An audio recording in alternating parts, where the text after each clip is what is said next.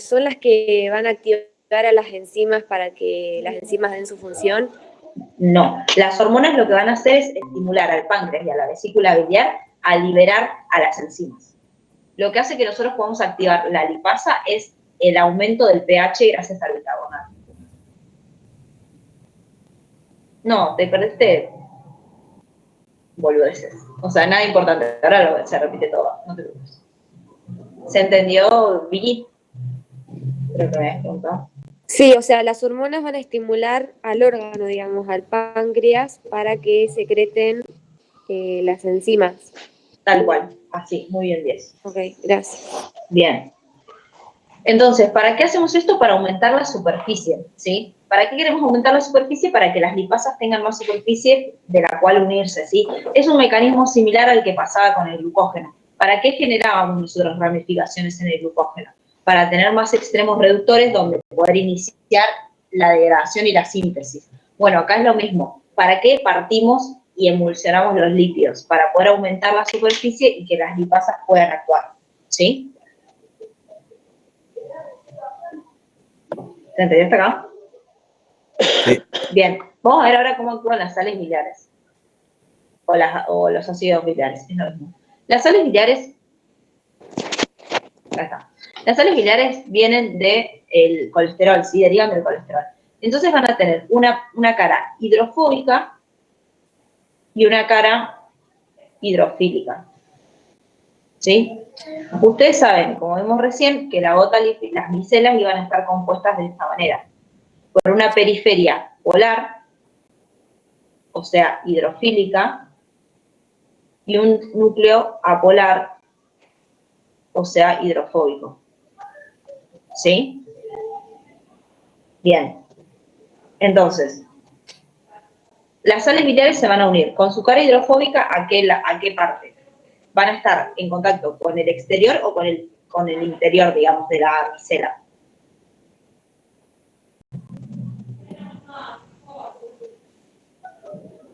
Claro. Entonces, esto azul que tenemos acá, todo esto que tenemos acá adentro es lo que sería la micela. Y este lado acá tenemos las caras hidrofóbicas. Y de este otro lado, en contacto con el medio, bueno, elegí otro verde, pero se entiende, va a estar la parte hidrofílica, ¿sí? De esta manera, ¿qué hacemos? Que esta parte hidrofílica evita que otra micela se una, porque acá tenemos algo hidrofílico, entonces un ácido graso no se va a unir así. De esta manera logramos mantener las gotitas pequeñas. ¿Se entiende? ¿Cómo hacemos?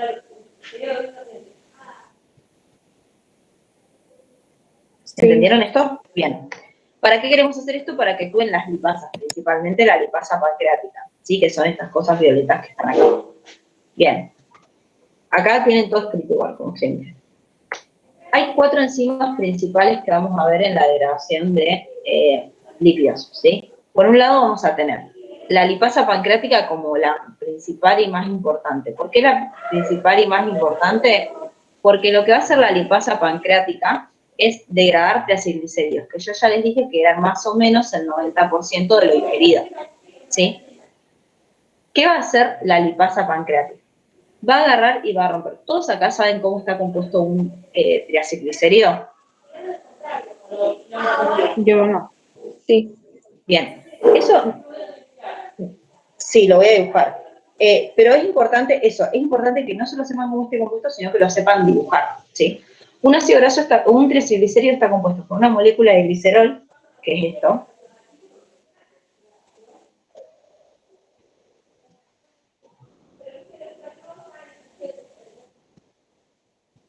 Y en cada carbono tiene unido un ácido graso. Distintos. ¿Sí? Disculpa. Sí. Hay alguien que prende el micrófono y se escucha más lo de la persona que lo puso. Ahí, ya lo muteo, ahí está. Ahí se solucionó. Sí, genial, gracias. Gracias. Bien. Perdonen, pero es como que estoy con el power, entonces no los tengo todos ahí. Bien. Los ácidos grasos, ¿cómo están compuestos? Están compuestos así, por un ácido y después una cadena carbonada de la cantidad de carbonos que ustedes quieran. Incluso pueden meter ahí un doble enlace para hacer un insaturado. ¿Sí? Entonces, ustedes les piden que dibujen eso, dibujen un ácido graso, un triacilglicerio, dibujan este glicerol y acá abajo esto. No lo hago todo junto por una cuestión de espacio, pero se entiende, ¿no? ¿Cómo lo tendrían que dibujar a un triacilglicerio? Sí. Sí, Bien, sí. bien.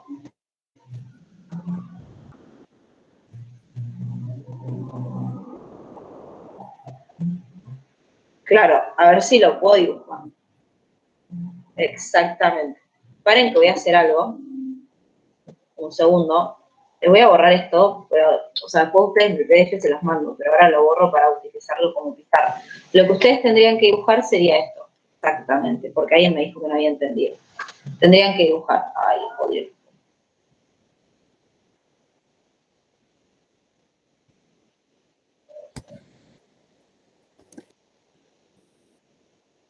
Y acá sí.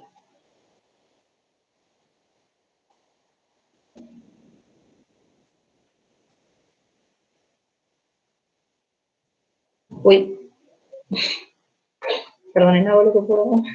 Me fui, no sé a dónde me fui. Ah, no, más acá. Bueno, H2, acá podrían poner otro, distinto, por ejemplo, que sea, no sé, que tenga una insaturación. Acuérdense que cuando termina, pónganle 3, pues bueno, no, 3.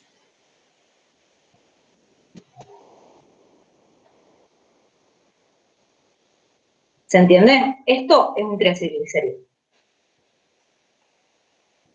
¿Todos entendieron cómo dibujar uno? Sí. Bien, Sí, yo sí. Sí, sí, sí. Bien. Bien, bien, bien. Bien. Bueno, ya que lo dibujé acá, les muestro. La lipasa pancreática, que era la enzima que estábamos tratando de ver qué hacía en cuestión, la lipasa pancreática, lo que va a hacer es degradar triacilglicerio. Bueno, hoy nadie quiere andar bien. Primero lo que va a hacer la lipasa, vamos a ponerle el número. Este es el carbono 1, este es el carbono 2 y este es el carbono 3. La lipasa pancreática va a hidrolizar este enlace de este de acá y va a liberar este ácido graso. ¿Sí? Y nos queda un diacilglicerol. ¿Sí? Un glicerol con 2 ácidos grasos. Después la lipasa pancreática va a venir y va a hidrolizar acá. Y va a liberar este ácido graso y a ustedes les va a quedar un 2-monoacilglicerol. Que es un glicerol con un ácido graso unido en el carbono 2. ¿Sí? ¿Se entiende esto? Yo no entiendo Sí, sí. el 2. Sí, ¿Qué no entendés? El 2. El 2-monoacilglicerol. O sea, lo que pasa acá es que la lipasa pancreática viene y rompe este enlace y queda un glicerol con un solo ácido graso unido en el carbono 2. Por eso se llama 2-monoacilglicerol. Como que rompe los extremos, digamos. Exacto, rompe los extremos y solo queda el 2-monoacilglicerol. La lipasa pancreática no puede romper este enlace, ¿sí? Entonces acá entra otra enzima, que es la isomerasa. ¿La isomerasa qué hace? Agarra el ácido graso este, que estaba en el carbono 2, y lo mueve al carbono 1. Y de esta manera, acá sí, una vez que el ácido graso está en el carbono 1, sí puede actuar la lipasa pancreática y degradarlo. ¿Sí? Sí. ¿Se entendió? Quedó más claro, lo entendí Igual mejor. yo no entendí. ¿Podés repetir? Sí. ¿Qué no entendiste, Justin? Nada. ¿Esto ocurre en la luz del duodeno? Esto ocurre en la luz del duodeno, exactamente. La lipasa pancreática va a romper, fíjate, capaz que acá con este dibujito del costado lo entendés mejor. El glicerol, vos tenés el glicerol y los 3 ácidos grasos. La lipasa pancreática va a romper la unión entre el carbono 1 y el carbono 3. ¿Sí? Sí. Y después, como no puede romper la unión entre el carbono 2 y el ácido graso, se mete una enzima que se llama isomerasa y mueve el ácido graso del carbono 2 al carbono 1. Y ahí sí la lipasa pancreática puede romperlo. Ah, ok. Bien. ¿Qué otra enzima tenemos? La colesterol esterasa. ¿Sí? Lo que hace la colesterol esterasa es básicamente romper el enlace entre el ácido graso y la parte polar del colesterol, ¿sí? O sea, eliminamos el ácido graso que está unido al colesterol. Y obtenemos colesterol libre y un ácido graso, que entran al enterocito. A todo esto, todas estas moléculas liposolubles que van quedando sueltas en la luz del duodeno, ¿cómo entran al enterocito? ¿Se acuerdan que la glucosa entraba por GLUT2 o por SGLT1? ¿Se acuerdan eso? ¿Cómo hacen para entrar todas estas moléculas al enterocito? Por difusión Por simple, ¿o no? difusión simple. Bien, muy bien, por difusión simple porque pueden atravesar la membrana. Muy bien, 10. Y lo último que tenemos para agregar son fosfolípidos, ¿sí? Chequeen la estructura del fosfolípido, ¿sí? Marcado en rojo, ácidos grasos. Bueno, bordó, es lo mismo. Bordó, ácidos grasos. Marcado en verde, glicerol. Marcado en azul, grupo fosfato. Y marcado en, no sé, blanco, la cabeza polar. Que si esto fuera una fosfatidilcolina, la cabeza polar sería colina, ¿sí? Esas son las partes de un fosfolípido. Acá van a actuar dos enzimas. Por un lado, la fosfolipasa A2, que va a romper acá este enlace. Y se va a liberar esto. Y esto que obtenemos, que es un glicerol con el grupo fosfato y la cabeza polar y un solo ácido graso unido, se va a llamar lisofosfolípido. Y este lisofosfolípido, por acción de una lisofosfolipasa, rompe este enlace entre el carbono y el ácido graso. Y nos quedan dos ácidos grasos libres, glicerol, fosfato y la cabeza polar. Los dos ácidos grasos que liberamos van a ingresar al enterocito. Y el glicerol unido al grupo fosfato y a la cabeza polar se va a eliminar por heces, ¿sí? No se absorbe. ¿Se entiende? Sol, disculpa, ¿podrías repetir desde las puertas del fosfolípido? Que fuiste rápido y no entendí. Igual no es muy importante los fosfolípidos, pero piensen que se tiene que desarmar, ¿sí? Es como desarmar una molécula. Vamos a romper primero el enlace entre el carbono 2 y el ácido graso y se libera ácido graso. De ahí obtienen un lisofosfolípido. Y este lisofosfolípido también va a ser degradado, actúa una enzima que se llama lisofosfolipasa, que va a romper el enlace entre el ácido graso y el carbono 1. Los dos ácidos grasos liberados entran al enterocito y el esqueleto que queda se elimina por heces. Y el esqueleto que queda está compuesto por... Se eliminan todos los enlaces. Sí, es por hidrólisis que se rompen todos los enlaces, así que sí, está bien. ¿Se entendió mejor, Ana? Sí. Bien. Ahora, ¿y ahora qué hice? Ay, estoy como una anciana hoy. No sé usar la computadora. Bien, acá tienen, bueno, todo escrito lo que vimos de la colchiclotina y de la secretina, lo tienen acá todo escrito. Bien, una vez que nosotros absorbemos y pasa, bueno, todo esto que voy a decir está acá escrito, pero mejor verlo en luz. Una vez que todo entra al enterocito, estas células del enterocito, ¿qué pasa? Se forma un kilomicrón. Se agrupan en kilomicrones. ¿Alguno ya sabe qué es un kilomicrón? Una lipoproteína. Bien, una lipoproteína. Básicamente es el medio de transporte que tienen los... ¡Ay! Casi saco a alguien de la llamada. El método de transporte que tienen los lípidos por la sangre, ¿sí? Entonces, vamos a agarrar todo lo que los ácidos grasos y el glicerol que fueron ingresando, los vamos a volver a transformar a triacilglicéridos y los vamos a meter en el kilomicrón. ¿Qué va a ir adentro del núcleo del kilomicrón también? Ésteres de colesterol, colas apolares de fosfolípidos, etc. ¿Qué va a ir en la periferia, lo que sería lo azul del kilomicrón? Las cabezas polares de los fosfolípidos y ApoB8. La ApoB8 es una apoproteína, ¿sí? Las apoproteínas tienen como función ser indicadores de qué lipoproteína es y a dónde va, ¿sí? O sea, si ustedes tuvieran una bolsa con, yo sé que esto es irreal, pero imagínense, una bolsa con muchas lipoproteínas y agarraran una al azar y la miraran, ustedes se darían cuenta que lo que agarraron es un kilomicrón, porque los kilomicrones siempre tienen ApoB48, ¿sí? Siempre. ¿Qué otra cosa es importante de los kilomicrones? Fíjense, ¿dónde sintetizamos kilomicrones? ¿Dónde estamos acá? Intestino delgado. Bien.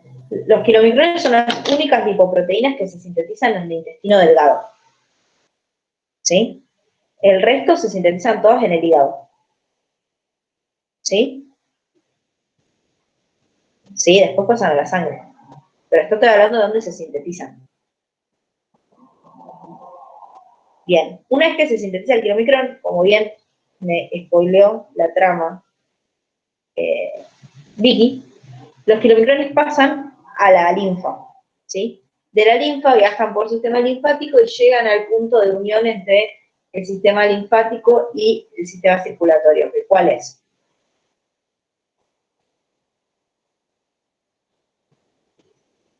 Hasta odian todos a todos.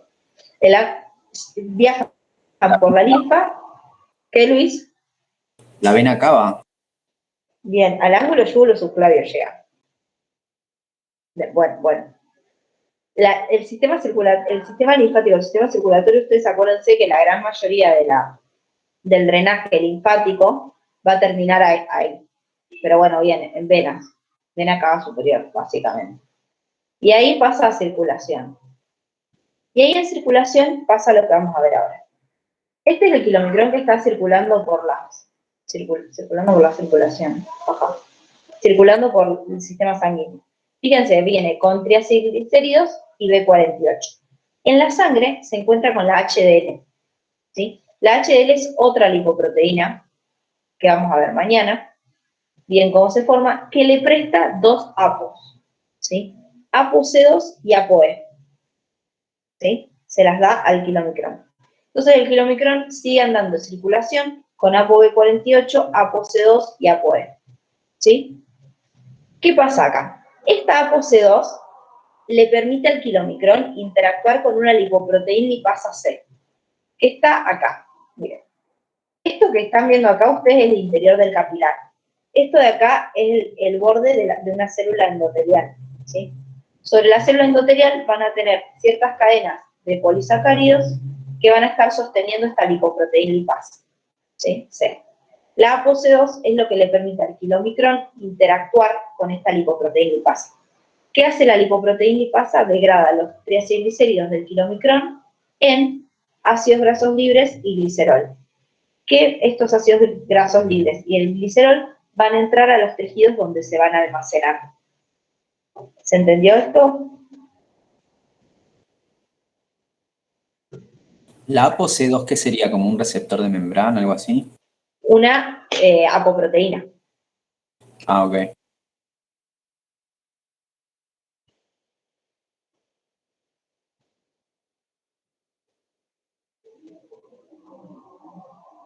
Exactamente. Es una lipasa. Muy bien. Vicky, ¿qué parte no se entendió? ¿Esto o lo anterior, digamos? La última, esta parte. Bien. La ApoC2, que le había prestado la HDL al kilomicrón, le permite interactuar con la lipoproteína lipasa. La lipoproteína lipasa lo que va a hacer es degradar los triacilglicéridos, estos que nosotros estuvimos juntando desde el intestino, en ácidos grasos libres y glicerol. Estos ácidos grasos libres y el glicerol van a entrar a las células, por ejemplo, del tejido adiposo, y van a volver a formar triacilglicéridos y se van a almacenar, ¿sí? En una bola lipídica adentro del tejido adiposo, ¿sí?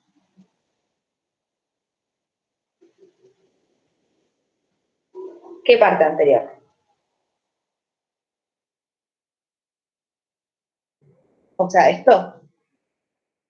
Básicamente los kilomicrones salen a circulación y reciben la ApoC2 y la ApoE del HDL, nada más que eso.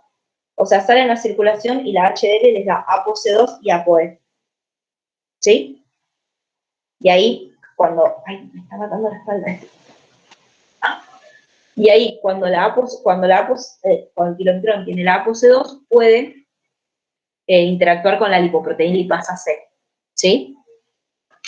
O sea, estaríamos acá. ¿Qué pasa cuando el kilomicrón deja la mayoría de los triacilglicéridos? le devuelve la ApoC2 a la HDL, ¿sí? Y se queda con ApoB48 y ApoE. Esto se llama kilomicrón remanente, ¿sí? Y los kilomicrones remanentes vuelven al hígado donde son captados porque hay receptores que reconocen la ApoE y pueden ser endocitados y reutilizados su material, ¿sí? Así que básicamente los kilomicrones, ¿para qué sirven? Para llevar los triacilglicéridos desde el intestino hacia el resto de los tejidos para almacenarse, ¿sí? ¿Todos se entendieron? Sí, sí. Sí. Bien. Ya mañana les va a encontrar más sentido a todo esto ustedes porque, nada, vamos a poder hablar de HDL, LDL y del resto de las lipoproteínas y de esta manera van a cerrar el circuito, ¿sí? Yo sé que ahora es medio confuso porque ustedes deben estar como, bueno, ¿y esta HDL de dónde sale? Pero mañana lo vamos a cerrar bien y van a ver cómo van a entender todo, ¿sí? Bien, acá lo tienen todo escrito igual para leerlo. Este es el dibujito. Bien. Todo esto, vale, todo esto, antes de pasar a lo siguiente, está de más decir en qué situación metabólica se da, ¿no? Postprandial. Claro, porque estamos tratando de transportar lípidos exógenos, o sea, se cae de maduro que acabamos de comer, ¿no? Pero bueno, por las dudas yo lo digo porque nunca está de más. Bien, vamos ahora a lo que se llama movilización de triacilglicéridos o lipólisis, ¿sí? ¿Algunos saben en qué situación metabólica se da esto? ¿En ayuno? Bien, en ayuno. ¿Por qué? Porque la idea de esto, ¿qué pasa, Chicha? La idea de esto es que nosotros utilicemos grasas como fuente de energía en ausencia de glucosa. ¿Sí? ¿Se entendió? Bien. Entonces, ya no nos dejaba responder. Yo cuando no responde rápido, creo que entiendo. En ayuno, ¿qué hormona tenemos principalmente? Glucagón. Bien. Y el glucagón, más allá de que tiene el dibujito ahí, lo pueden ir siguiendo. El glucagón, ¿qué tipo de receptor tiene? GS. Bien, GS. ¿Y la proteína GS qué hacía cuando se activaba? La dinatociclasa. Activa la Bien. dinatociclasa. Bien, activa denilatociclasa porque intercambia GDP por GTP. Muy bien. ¿Qué hace la denilatociclasa? Activa la PK. Bueno, la ¿Cómo? AMPC. Aumenta la Hay un MPC. aumento del AMP cíclico. Bien, Sí. cicla ATP. O sea, yo sé que lo saben, pero traten de no saltearse pasos porque el profe en el oral no sabe que lo saben. ¿Sí? Entonces, está mal decir que la denilatociclasa activa la PKA, porque la denilatociclasa no interactúa con la PKA. Lo que hace es ciclar ATP a AMP cíclico y ese AMP cíclico activa la PKA. Yo sé que es un detalle de hincha huevos, pero no quiero que los reten en el parcial por confundirse esto, que yo sé que ustedes saben. ¿Sí? Bien, se activa la PKA. ¿Y cuál era la función de la PKA? Fosforilar. Bien, fosforilar, perfecto. En este caso la PKA va a fosforilar dos proteínas, ¿sí? Nosotros, ¿se acuerdan que yo les dije que estos triacilglicéridos se iban a almacenar en una gota lipídica, ¿sí? Como triacilglicéridos. Esto sería la gota lipídica. La gota lipídica dentro del tejido adiposo está cubierta por estas cositas violetas que están acá, ¿las ven? Que son las perilipinas. Las perilipinas actúan como una especie de escudo alrededor de la gota lipídica, ¿sí? Entonces, cuando están inactivas, o sea, cuando están desfosforiladas, en este caso, lo que vamos a hacer es, o cuando están activas, mejor dicho, cuando están activas, desfosforiladas, van a proteger la gota lipídica, ¿sí? Para que no ingresen enzimas. Fíjense lo que pasa cuando las fosforilamos por acción de la PKA. ¿Ven que como que se abren? ¿Cual molinete de tren cuando ponemos la sube? Pasa lo mismo acá. Se fosforila la perilipina y se abre. ¿Qué hace cuando se abre? Permite el ingreso de otra proteína, que es la lipasa sensible a hormona, que se activa por fosforilación también gracias a la PKA, y esto hace que la lipasa sensible a hormona pueda ingresar a la gota lipídica y de nuevo hidrolizar triacilglicéridos a ácidos grasos y glicerol. Y estos ácidos grasos y glicerol van a viajar por la sangre y van a ir a los distintos tejidos que lo necesiten. ¿Sí? ¿Se entendió? ¿No lo puedes repetir, por favor? Sí, obvio. Hasta PK entienden todos. Hasta pKa sí, después de Bien. ahí como que me confundo un poco. Bien, no pasa nada, lo repetimos. ¿Se acuerdan que yo les dije que los ácidos grasos, los triacilglicéridos, se iban a almacenar como una gran gota lipídica dentro de la célula, dentro del adipocito? ¿Sí? ¿Hasta ahí me seguís? Sí, eso no tiene nada que ver ya con el kilomicrón, no es un kilomicrón. No, el kilomicrón quedó afuera, el kilomicrón dejó los triacilglicéridos se almacenaron acá en la gota lipídica y el kilomicrón se fue a hígado a degradarse. Perfecto. Bien, entonces esta gota lipídica está recubierta por estos circulitos que son las perilipinas, ¿sí? Que lo que hacen es un escudo alrededor de la gota lipídica, ¿sí? Cuando nosotros las fosforilamos, estas perilipinas como que cambian su conformación y permiten la entrada de otras enzimas adentro de la gota lipídica, ¿sí? ¿Cuál es esa otra enzima que entra? La lipasa sensible a hormona, que también se activa por fosforilación, fíjense, gracias a la pKa, se activa por fosforilación, ingresa a la gota lipídica y empieza a degradar triacilglicéridos en ácidos grasos y glicerol. ¿Mejor, Luis? Sí, ¿y esto dónde ocurre? En el tejido adiposo. Ok, gracias. O sea, vos pensá dónde almacenamos ácidos grasos en el tejido adiposo. Sale una pregunta. Sí, Sí, sí. O sea, esto es en ayuno, sí. estas cositas que bordean a la gota lipídica se abren por estimulación de la pKa. Claro, Ok. se abren por fosforilación vía pKa. Una pregunta. Esto que vos estás Sí. explicando es la lipólisis. Sí, Y esto es lo que pasa en ayuno. claro. Ok. Porque pensemos lo siguiente, yo por ahí, al estar apurada y querer llegar a la mayor cantidad de temas posibles, no les estoy explicando bien, así que lo siento. Pensemos lo siguiente, si nosotros estamos en ayuno, ¿cómo están los niveles de glucosa en sangre?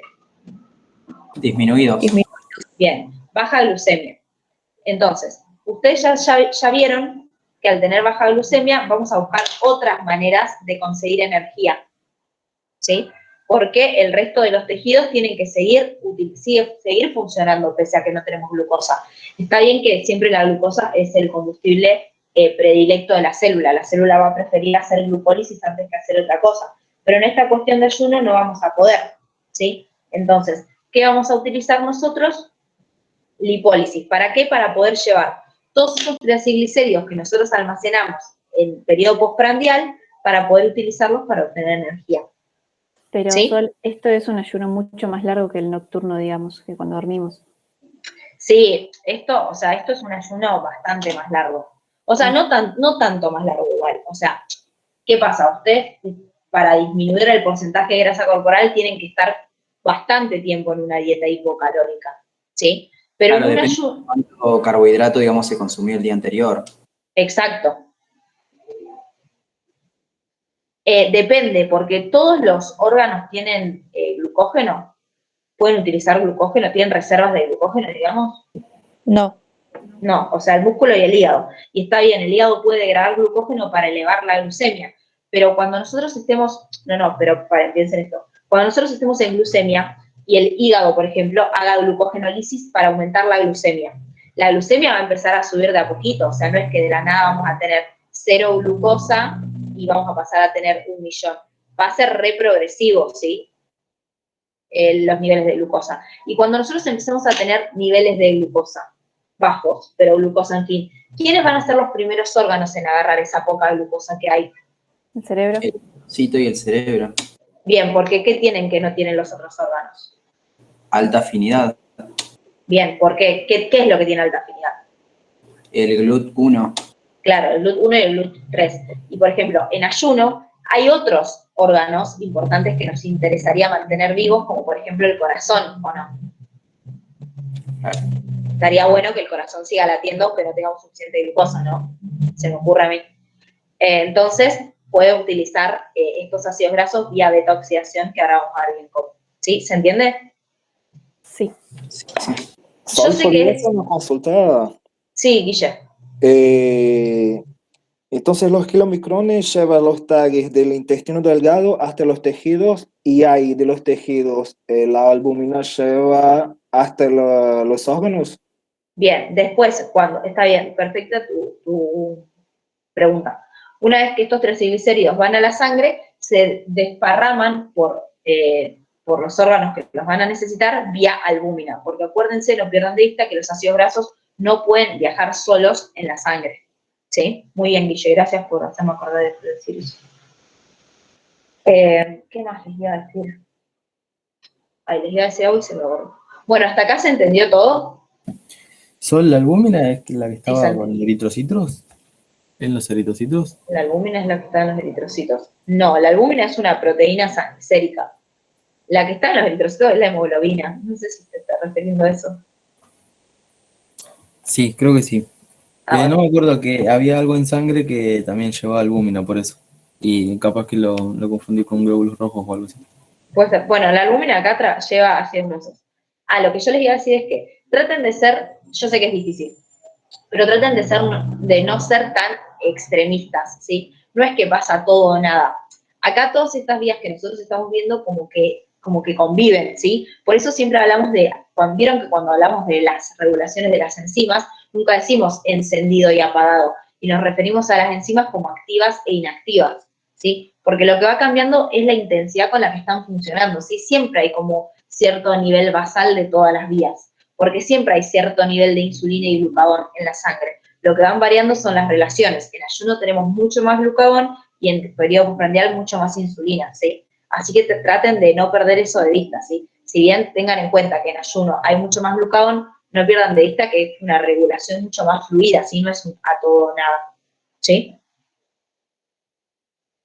Bien. Sí, sí. Bien, bien. Bueno, entonces, acá tienen todo escrito la lipólisis, por si después la quieren leer, y vamos acá con esto. ¿Qué van a hacer los tejidos con estos ácidos grasos que soltamos a la sangre, ¿sí? Se van a desparramar por los tejidos y vamos a hacer, todavía no lo vimos, pero ahora lo vamos a ver, beta-oxidación, ¿sí? La beta-oxidación es el mecanismo por el cual nosotros vamos a obtener acetil-CoA a partir de ácidos grasos, ¿sí? A ver cómo, pero el resultado de la beta-oxidación es acetil-CoA, ¿sí? ¿Para qué? Sí, ¿quién va a hablar? Sería una oxidación para obtener acetil-CoA, básicamente. Exacto. Claro. Ahora vamos a ver bien cómo, ¿sí? ¿Puedo explicar lo que dijiste antes que esto? No entiendo el gráfico. ¿Este gráfico? Ahora lo voy a explicar. No te preocupes. Pero vamos a arrancar por acá. El acetil-CoA... No pasa nada. No pasa nada. El acetil-CoA, que se forma por la beta-oxidación, ¿qué va a hacer? Fíjense, acá voy a usar el gráfico para explicarlo. Esto que tenemos acá es tejido adiposo, ¿sí? Fíjense cómo esta es la lipasa sensible a hormonas que me degradó los triacilglicéridos a ácidos grasos y glicerol, ¿sí? Esto sería la lipólisis que vimos recién. ¿La identifican? Sí. Sí. Bien. Obtenemos ácidos grasos y glicerol. Estos ácidos grasos van a viajar por el torrente sanguíneo y van a ir, por ejemplo, a los tejidos extrahepáticos, como el músculo, a hacer beta-oxidación. ¿Para qué van a hacer beta-oxidación? Para obtener acetil-CoA. Y acá con este acetil-CoA, ¿qué piensan que vamos a hacer nosotros? Al ciclo de Krebs. Bien, y en el ciclo de Krebs, ¿qué obtenemos? Poder reductor. ¿Que a dónde va? A la cadena Para transportadora. Bien, para producir ATP. ¿Para qué? Para seguir funcionando, básicamente, ¿no? Fíjense qué pasa en el músculo. En el hígado, perdón. El hígado. ¿Qué dos cosas hacía en ayuno? Dos cosas que nosotros ya vimos la clase pasada y la anterior. Gluconeogénesis. Bien. ¿Y qué más? Y la degradación del glucógeno. Glucógenólisis. No, acuérdense que glucólisis en ayuno no. En el hígado. Bien. Gluconeo. Y para la gluconeogénesis, ¿qué necesitábamos? ¿Algún precursor? ¿Sí? Precursores no que no sean carbohidratos, digamos. Exacto, porque no tenemos básicamente carbohidratos, por eso vamos a usar otra cosa. Precursores y ATP, porque acuérdense que la gluconeogénesis era un proceso anabólico o catabólico. Anabólico. Bien, entonces va a gastar ATP. Entonces, fíjense, nosotros en esta situación, en este cuadrito que ven ustedes a la derecha, ¿identifican algún precursor para que podamos utilizar para la gluconeogénesis? El glicerol. El glicerol. Bien, entonces el hígado, ¿qué va a hacer con el glicerol de la lipólisis? Gluconeogénesis. Pero atentis, ¿de dónde va a sacar, si estamos en ayuno, el ATP necesario, el hígado?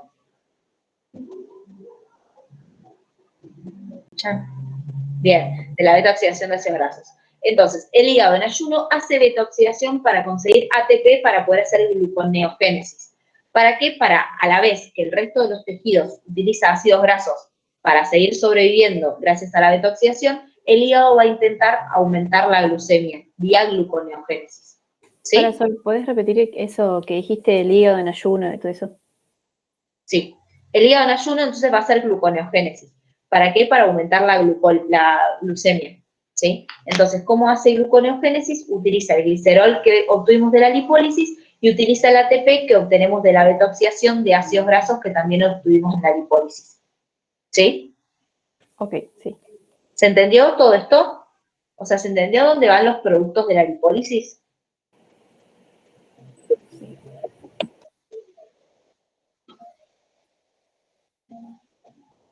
En tejidos extrahepáticos, ahora vamos a verlo bien, pero en tejidos que tengan mitocondria y oxígeno.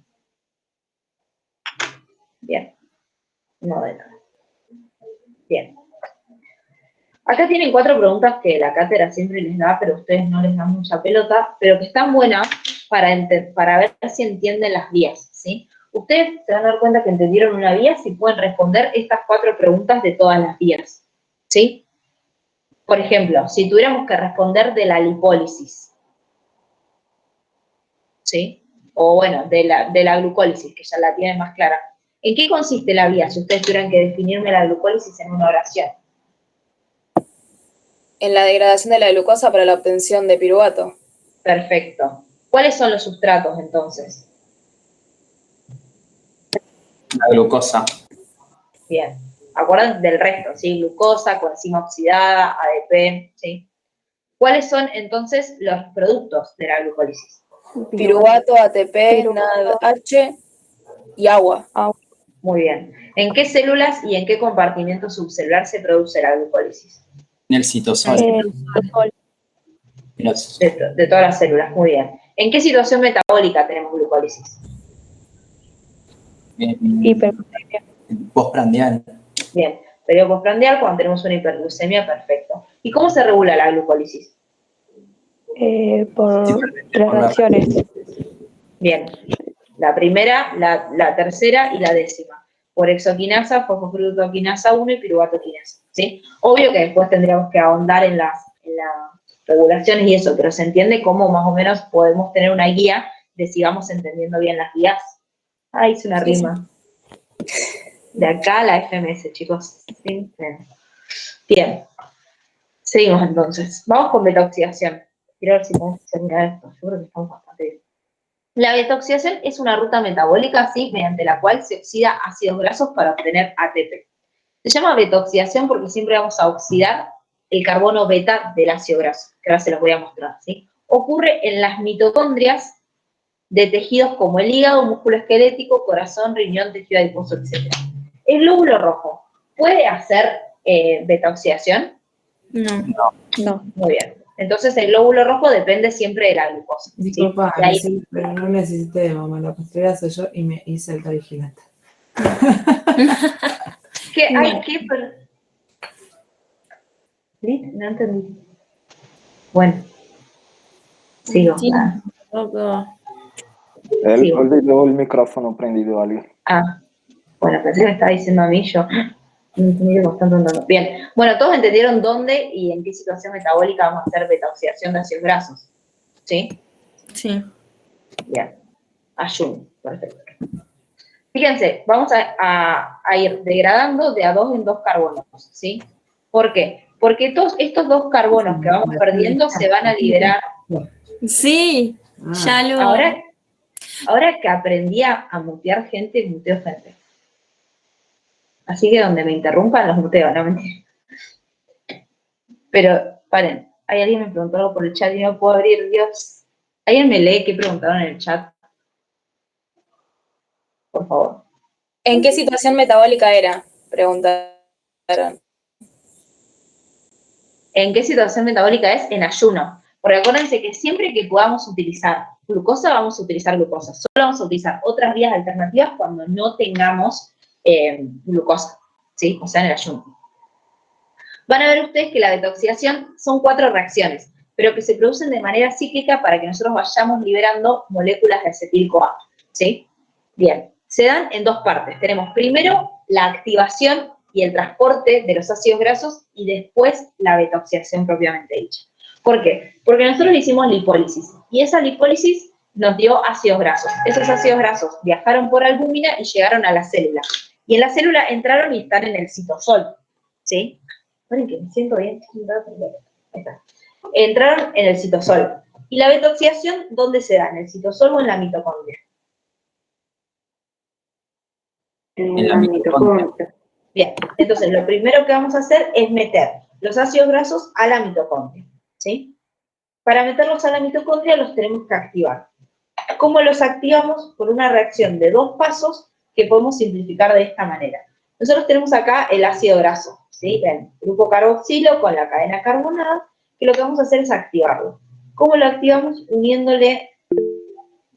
Sí, obvio, Nati, no te preocupes.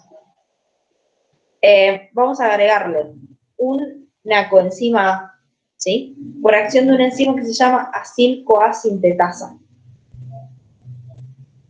¿sí? Con gasto de ATP. Entonces, con gasto de ATP nosotros le unimos esta coenzima A, formamos AMP y pirofosfato, que se hidroliza a fosfato inorgánico, y nos queda un ácido graso unido a una coenzima A. Es lo mismo que decir un ácido graso activado. ¿Sí? ¿Lo puedes repetir? Sí, obvio. Obvio. Nosotros tenemos el ácido graso este que viene de la lipólisis, ¿sí? Llegó al citosol y lo vamos a querer meter en la mitocondria. ¿Cómo lo metemos en la mitocondria? Uniéndole coenzima A, ¿sí? Por acción de una enzima se llama acil-CoA sintetasa en una reacción de 2 pasos en la que primero la coenzima A se une a esto y después con gasto de ATP se libera el grupo, el hidrógeno del grupo sulfidrilo y termina bien unido, ¿sí? Por acción de esta enzima se llama acil-CoA sintetasa. Acá acá está, miren, esto les quería decir. Primero vamos a activar el grupo carboxilo del ácido graso por el ATP, esto es lo que hacemos primero. Paren que se los muestro acá. Vamos a unir este ATP acá, ¿sí? Y después cuando agregamos la coenzima A, el ATP se rompe en AMP y pirofosfato, se libera la energía necesaria para que se catalice la unión de la coenzima A con el ácido graso. Y así obtenemos un ácido graso con una molécula de coenzima A.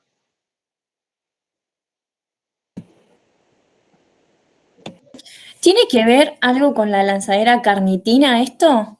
Sí, ahora vamos a ver qué. Ah, bien. Muy bien, muy buena apreciación. Bien, ¿se entendió mejor, Cami? Sí, gracias. No, de nada.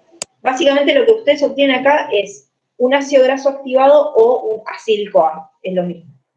Respecto a lo que es todo esto que tienen acá escrito en este chorizo es lo que voy a explicar ahora con este dibujo, ¿sí? Esto verde de acá era la acil-CoA sintetasa, que era la enzima que nos transformaba el ácido graso a ácido graso activado, o acil-CoA.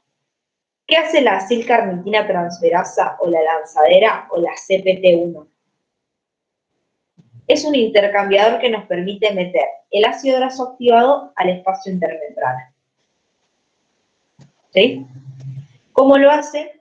Intercambia la coenzima A por una molécula de carnitina. ¿Sí? ¿Cómo Sí. la CPT1 qué hacía? La CPT1 hace esto, intercambia acil-CoA mete el acil-CoA activado a la mitocondria vía carnitina. Ok. ¿Sí? Sí. Alguien preguntó algo del acetil-CoA en el chat. Este es el proceso para meter ácidos grasos a la mitocondria para recién ahí obtener acetil-CoA. ¿Sí?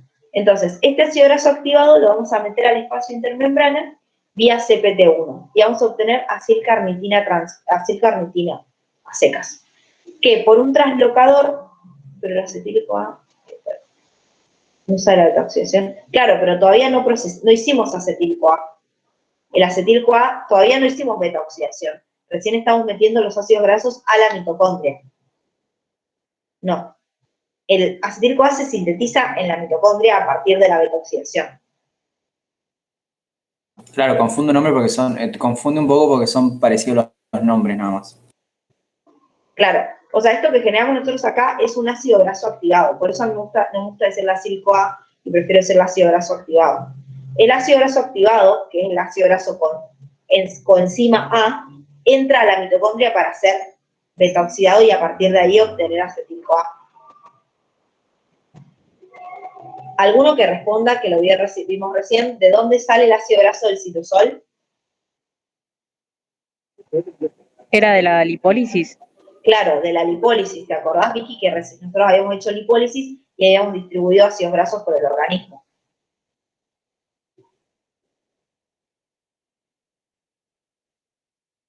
Sol, Bien. entonces, ¿la carnitina pasa a ser acilcarnitina? Bien.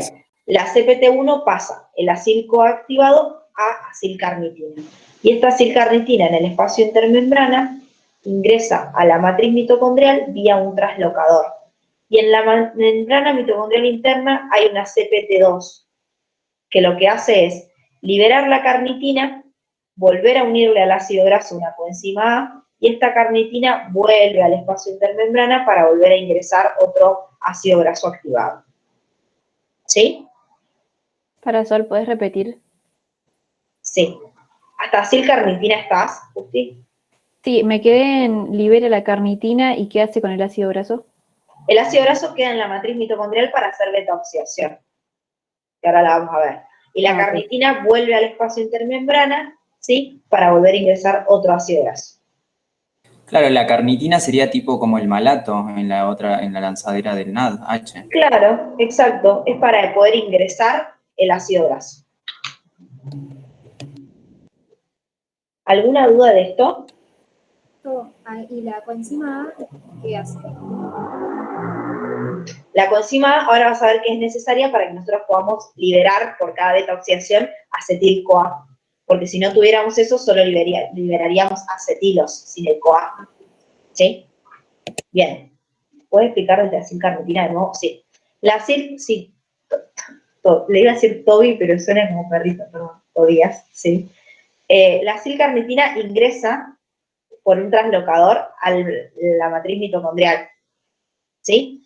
En la matriz mitocondrial tenés una acilcarnitina transferasa 2 o CPT2 que lo que te hace es intercambiarte. El ácido graso te lo libera, ¿sí? Le vuelve a unir una CoA y a vos te queda el ácido graso activado en la matriz mitocondrial listo para beta-oxidarse y la carnitina que te vuelve al espacio intermembrana para volver a ingresar otro ácido graso. ¿Sí?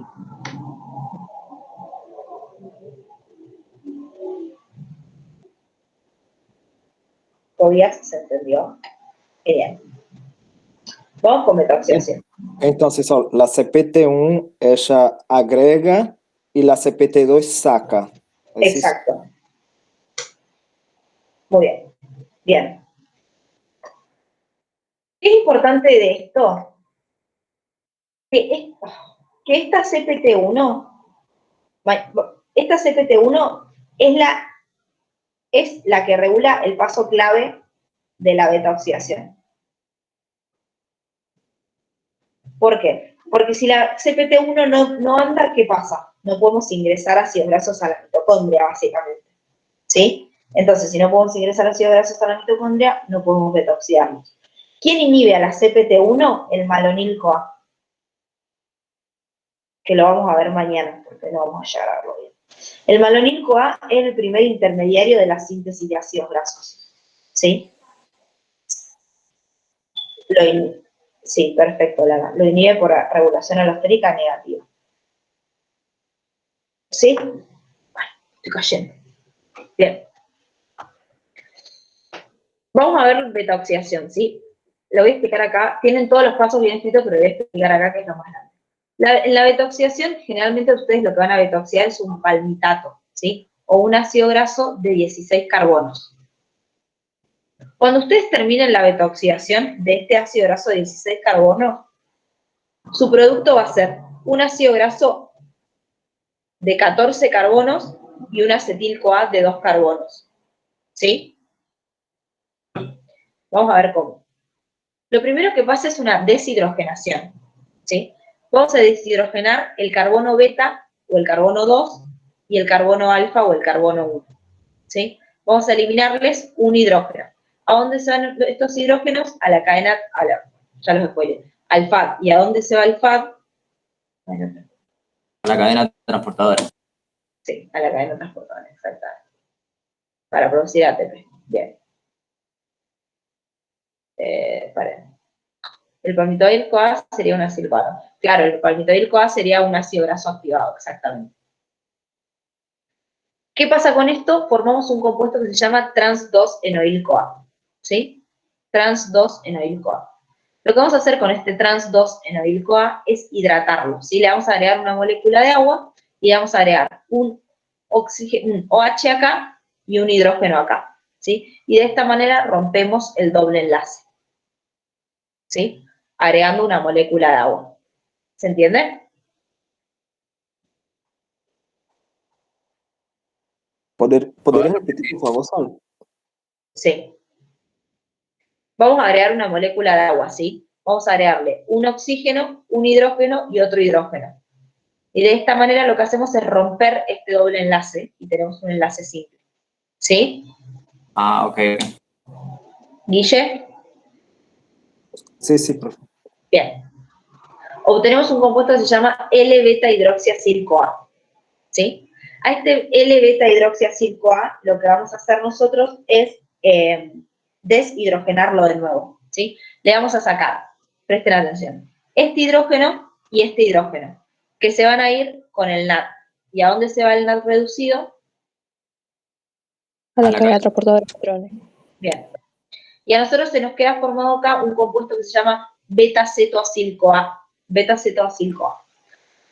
Y el último paso de esto es la tiólisis o fragmentación, que es lo mismo.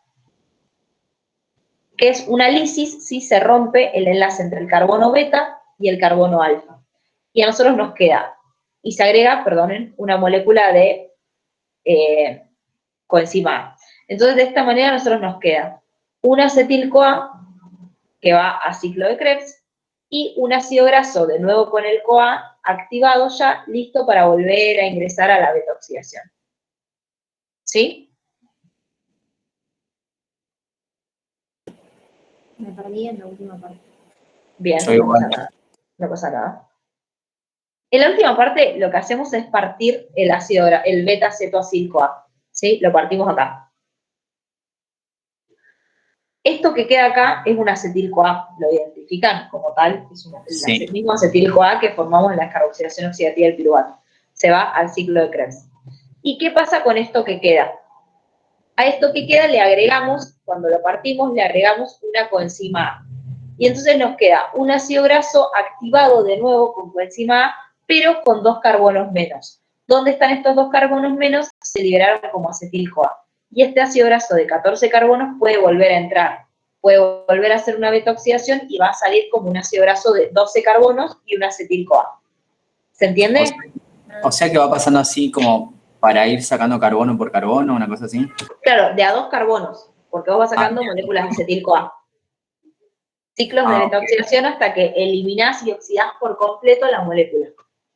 Claro, porque ahí en la última reacción se ve como el dibujo completo, digamos, del carbono del ácido graso activado.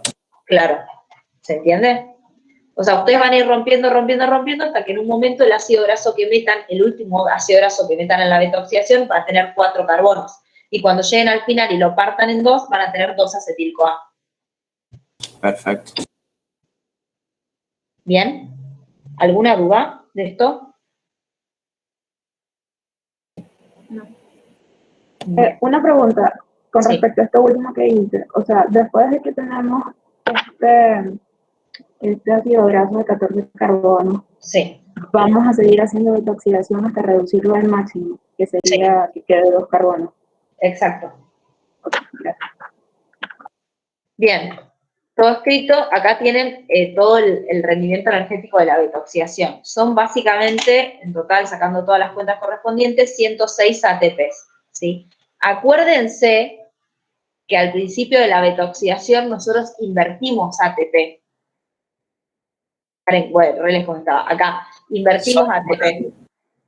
¿Sí? Sí. Una duda. Sí. ¿Cómo sacamos, digamos, el producto? No dependería, digamos, de qué ácido graso es, o todos los ácidos grasos tienen la misma cantidad de carbono. Claro, o sea, depende de cada ácido graso, pero como generalmente lo que nosotros beta-oxidamos es ácido palmítico, yo lo digo como así un mantra, pero sí es verdad, depende de la cantidad de acetil-CoA que vos saques, y eso va a depender de la cantidad de ácidos grasos que tengas. Claro, porque cada uno tiene diferente cantidad de carbonos. Sí, y ojo, esto yo lo dije hoy a la mañana, esta beta-oxidación que nosotros vimos, ¿qué toqué? Bueno, esto lo uso acá para escribir. Esta beta-oxidación que nosotros vimos es la beta-oxidación de ácidos grasos saturados de cadena par. Perfecto. Ahora sí. ¿Hay otros ácidos grasos? Sí. Tenemos ay, chicha, te tiraste un pedo. Hay ácidos grasos de cadena impar. Me está matando. Hay ácidos grasos de cadena impar y ácidos grasos poliinsaturados y monoinsaturados, ¿sí? En el PDF que ustedes tienen subido ya en el Drive está la beta-oxidación de los de cadena impar, de los poliinsaturados, de los monoinsaturados. Yo no se las voy a explicar ahora. ¿Por qué? No se las voy a explicar porque prefiero explicarles la regulación de la beta-oxidación y porque además hoy a la mañana me dijeron que en la clase de consulta de ayer dijeron que no era tan importante o dijeron que era más bien para subir la nota, pero que para sacarse un 4 y aprobar con saber beta-oxidación de ácidos grasos saturados de cadena par estaba bien. Sí, Ahora, eso es. Ahora, si alguno acá anda ambicioso y se quiere sacar más de un 4, lo estudia y si les surge alguna duda me la preguntan, ¿sí? Pero bueno, nada, 4 es nota, lo demás es lujo. Ese es mi lema. Es un poco mediocre quizás, pero bueno, no me juzguen. Bien. Reina, estamos con este. Bien, sí, vamos. Vamos a ver lo último que vamos a ver hoy, que es síntesis de cuerpos cetónicos, y síntesis de ácidos grasos es largo y prefiero explicárselos bien mañana. Síntesis de cuerpos cetónicos. ¿Cuándo sintetizamos cuerpos cetónicos? Dije yo. No lo dije, ¿no? Me confundo con la clase de la mañana, perdón. ¿En ayuno puede ser? Bueno, gracias ahí. Gracias. En ayuno. ¿Por qué? ¿Qué dijimos que pasaba en ayuno? ¿Qué hacía el hígado? Gluconeogénesis. Y degradación de glucogenólisis. Perfecto. Para la gluconeogénesis utilizaba el glicerol de la lipólisis. ¿Sí? ¿Se acuerdan que vimos esto? Bien. ¿Y el ATP de dónde lo sacaba? De la beta-oxidación. Bien. Del acetil-CoA, que venía de la beta-oxidación. ¿Cuántos ATP necesito para hacer una molécula de glucosa?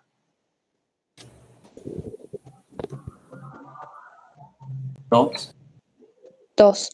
Bien. Acá me encantaría saber las puntas. Siempre me confundo si es 2 o es 4. Para mí me parece que es 2 a partir del glicerol. Pero yo creo que a partir del glicerol es 2. Sí, es 2. ¿Por qué? Porque ¿cuánto ATP producía la oxidación completa de un palmitato, vimos recién? 106.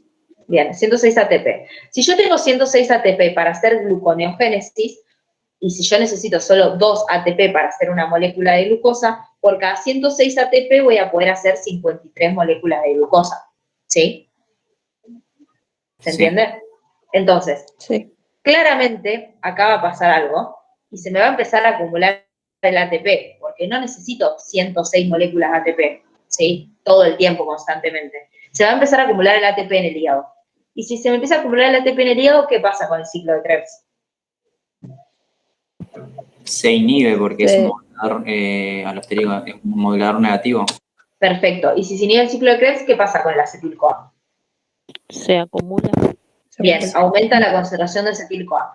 Y estamos en ayuno. ¿Estamos en condiciones de dejar que el acetil-CoA se acumule en el hígado, así como, bueno, ya fue, lo dejamos ahí? No. Bien. ¿Por qué? Alguien que responda por qué se inhibe el ciclo de Krebs si se aumentan las concentraciones de ATP. Porque si ya tenemos, claro, no necesitamos agregar más ATP si ya tenemos demasiado ATP. Bien, perfecto. Entonces, este aumento de acetil-CoA lo vamos a desviar, lo vamos a mandar a los otros tejidos, ¿sí? Porque acuérdense que el hígado utiliza la beta-oxidación para hacer gluconeogénesis, pero otros tejidos como el músculo esquelético y el músculo cardíaco lo utilizan para sobrevivir. Entonces, ¿cómo desviamos el acetil-CoA al resto de los tejidos? Lo transformamos en cuerpos cetónicos, ¿sí? Que ahora vamos a ver cómo pasamos acetil-CoA a cuerpos cetónicos. Pero ¿se entiende para qué lo hacemos? No, Sol, ¿puedes repetir esa última parte? ¿Cuál? Exactamente. Que acabas de decir, de que se convierte el acetil-CoA en cuerpos cetónicos, ¿para qué? Eso, o sea, ¿para qué se convierte el acetil-CoA en cuerpos cetónicos? Porque si el hígado, ¿para qué utiliza el acetil-CoA? Para hacer ATP, para hacer gluconeogénesis. Y si ya tiene ATP suficiente, no voy a dejar que se acumule el acetil-CoA ahí. Lo voy a desviar a los otros tejidos porque los otros tejidos utilizan este acetil-CoA para sobrevivir en condiciones de ayuno. ¿Sí? O sea, para decirlo de otra forma, podría decir que la síntesis de cuerpos cetónicos es una forma alternativa que tiene el cuerpo para utilizar el excedente de ATP que se genera por la beta. Exacto, que se genera por la beta-oxidación en el hígado. Ok. Sí. Bien. ¿Cómo vamos a hacer cuerpos cetónicos? De esta manera. Vamos a agarrar en mitocondrias del hígado, se hacen. Los cuerpos cetónicos solo se pueden hacer en el hígado y un poquito en el riñón, ¿sí? Vamos a agarrar 2 moléculas de acetil-CoA y las vamos a unir. Y vamos a formar un compuesto que se llama acetoacetil-CoA. ¿Sí? Por acción de la tiolasa. Esta tiolasa, ¿se acuerdan que era la misma, la última enzima de la beta-oxidación? Acá hace la reacción inversa y une 2 moléculas de acetil-CoA. ¿Qué hacemos después? Por una enzima que se llama HMG-CoA sintasa, agregamos otra molécula de acetil-CoA y formamos un compuesto que se llama beta-hidroxibeta-metilglutaril-CoA o HMG-CoA. El HMG-CoA, por acción de una HMG-CoA liasa, vamos a liberar acetil-CoA y vamos a formar acetoacetato, que es el primer cuerpo cetónico. El acetoacetato se puede convertir en acetona, que la acetona se va a eliminar por el aliento, o en D-beta-hidroxibutirato, que va a ir al resto de los tejidos, donde se va a reconvertir en acetil-CoA y lo vamos a poder meter en el citosol. ¿Sí? Ok, ¿cuál sería el cuerpo cetónico? ¿Qué? ¿Lara? Sí, decime.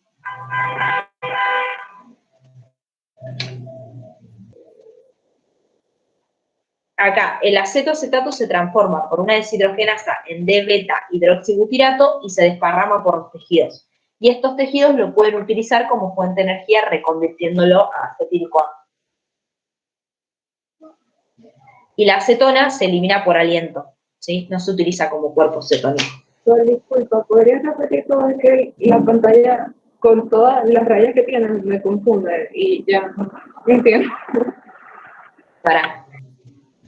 Ahí está.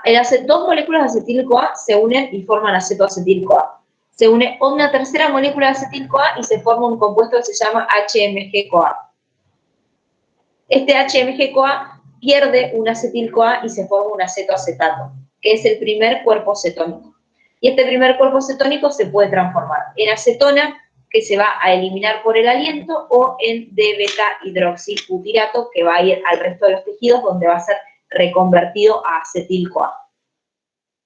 ¿Sí? Ok, ¿y por qué es el primer cuerpo cetónico? ¿Hay otro? Sí, el D-beta-hidroxibutirato. O sea que es esos 2 nada más, porque el otro se va por el aliento, digamos. Exactamente. Ok, por eso se llama cuerpos cetónicos. Exacto. Ok. Bien. ¿Se entendió qué son los cuerpos cetónicos, para qué los utilizamos, etcétera, etcétera? Sí, gracias. Sí. Bien. Sí.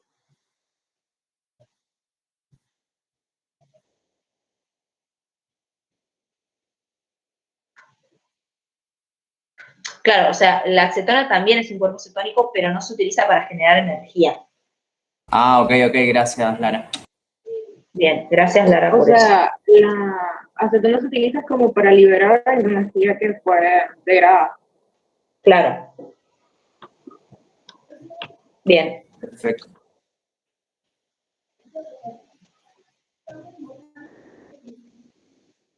Ese nado oxidado queda en la mitocondria, ¿sí? O sea, acuérdense que acá estamos en la mitocondria. Después lo podemos llevar por lanzaderas al citosol para utilizarlo como sustrato de la glucólisis, por ejemplo. Bien. Esta clase se va repitiendo. Esta clase termina ya, porque es síntesis de ácidos grasos, que es lo que nos queda, lo vamos a ver mañana, porque yo ahora a las 4 tengo que volver a explicar todo desde el primer punto. Entonces, no sirve de nada que yo les explique en 6 minutos síntesis de ácidos grasos porque no van a entender. Entonces, la clase de mañana, que iba a durar 1 hora porque era corta, va a durar 1 hora y media, así yo les puedo volver a explicar bien síntesis de ácidos grasos, que es un tema importante, si lo pueden entender bien. ¿Les parece? Perfecto. Bien, y espero que Fivertel me haga la segunda y no se muera. ¿Sí? Bien. Bueno, ¿La espero que clase hayan de la entendido. mañana o de la tarde? No, la clase de la mañana de hoy fue nefasta. No sé si alguno estuvo, pero yo no podía decir 2 palabras seguidas sin que se me corte. Mañana a la mañana, a las 8, vemos, a las 8 arrancamos desde síntesis del colesterol. Pero a las 2 nosotros vamos a arrancar desde síntesis de ácidos grasos. Ah, ¿Sí? ya. Gracias. Sí.